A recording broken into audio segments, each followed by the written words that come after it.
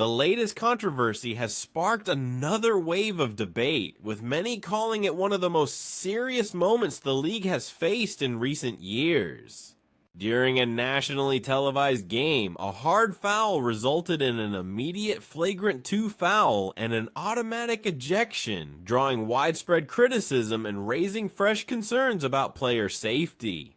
However, the discussion did not end with the play itself, as reports of what allegedly happened behind the scenes after the ejection fueled even more speculation. Sports commentator Joe Conchea publicly urged league officials to issue a lengthy suspension, arguing that the incident deserved a strong response to reinforce standards of sportsmanship and player protection. Many observers agreed that the play went beyond normal physical basketball, while others emphasized the need for a full review before any final decisions are made. The controversy intensified after Chicago Sky guard Dejanay Carrington was involved in the physical sequence that led to the ejection, turning the incident into one of the most talked about stories in professional basketball. Punch in the throat, that could kill her.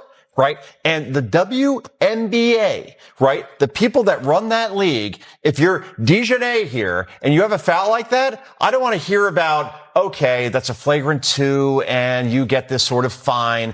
She should be suspended for the rest of the season because this isn't, as you said, Tommy, a whoops. This is intentional. This was targeting Sophie Cunningham. And I don't care if the player is white or black. It does not matter. When you do this to somebody, this is horrible for the league. Obviously, this was done because Sophie Cunningham stood up for women, saying that men shouldn't play against women in sports because there is obviously a chromosome advantage, just like you see with steroids, a chemical advantage. And I'll leave it here. Serena Williams, I saw this clip just this week. 2013, she's on David Letterman when Letterman hosted the Late Show. And she was asked, would you play Andy Murray, who was a big deal in tennis, British guy in tennis? She said, no. I wouldn't. Andy asked me to do it. I would lose 6-love, 6-love. In other words, I would get... Dejanay Carrington was closely following the play as Sophie Cunningham drove toward the basket. As Cunningham jumped into the air for the layup, she was fully exposed and unable to protect herself, creating a dangerous situation that immediately caught the attention of everyone watching the game. And preach, oh, white privilege, white privilege, white privilege. But Dejanay, if I'm not mistaken, it was you that whacked Sophie Cunningham on the head.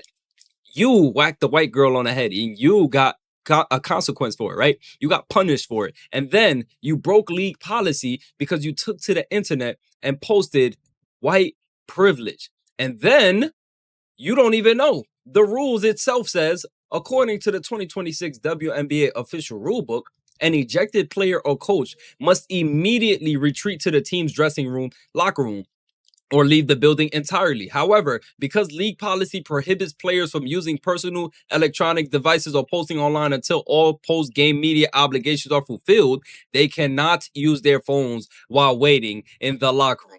And Dejanay Carrington, you used your phone while you was in the locker room posting white privilege. You used your phone while you was posting the next scheduled date where you play the Indiana Fever on August 23rd. And Dejanay, till this second, at the very time, it's 2:50 p.m. in New York right now. And up to this second, at the time of this recording, you have still yet to be punished yet, Dejanay. You have still yet to be punished. So, Dejanay, please enlighten me. Where is the white privilege? Because if I'm not mistaken, it was Sophie. When asked about the controversial social media post, Sophie Cunningham dismissed the topic, saying there was no reason to bring race into the discussion. She pointed to her own experience, explaining that she had been ejected for a similar foul the previous year and accepted that the punishment was deserved, emphasizing that accountability should apply equally to every player. The debate continued as critics questioned Dejanay Carrington's response, while many fans expressed frustration over what they viewed as repeated on-court incidents.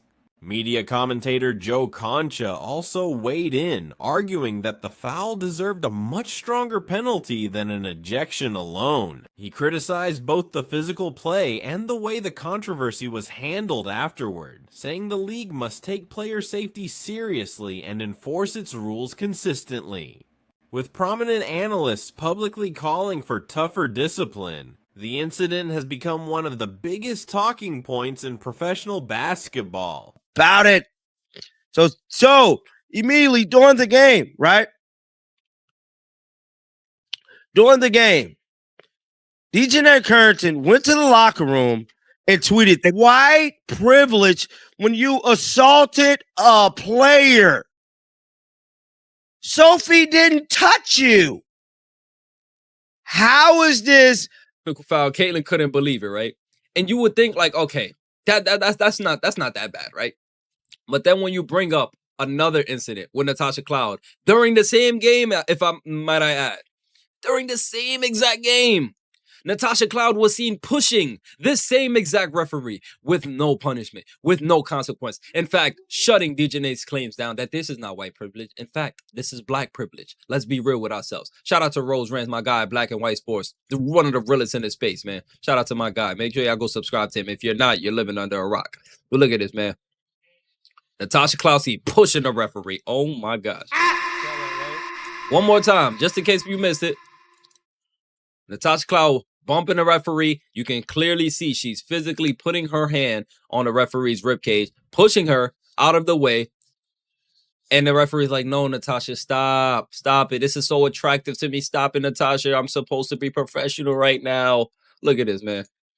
This is disgusting work, man. You could put hands on the referee's bodies, on her arms. And this is, guys, I could be wrong, but this is the look of love. I don't know. This let me know if I'm tripping. This is the look of love. Play Sade, kiss of love. This is the kiss of love, man.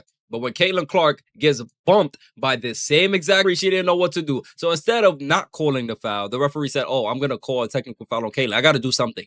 I missed the first foul. I have to do something. The referee must have just panicked because it's like, I can't help Caitlin. I refuse to. You know, it's not even helping her. It's just doing your damn job anyways. And then you want to see more black privilege, right? Because Paige Beckers, her skin color might be white, but she's treated like a sister. If I'm not mistaken, one of her parents might be black or something like that too, right? But neither here nor there. Let's look at Paige Beckers literally bumping a referee. Look at this. The music. I mean, look at this, man. Paige Becker is literally bumping into a referee. I don't know if this is a love bump. I don't know what it is, but it didn't get a technical foul, right? So once again, privilege in this league. You know what I'm saying?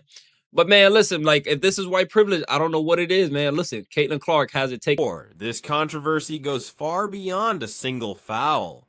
It has sparked a much larger debate about the future, credibility, and values of the league. As the story continues to unfold, fans are closely watching every new development and waiting to see what decision league officials ultimately make.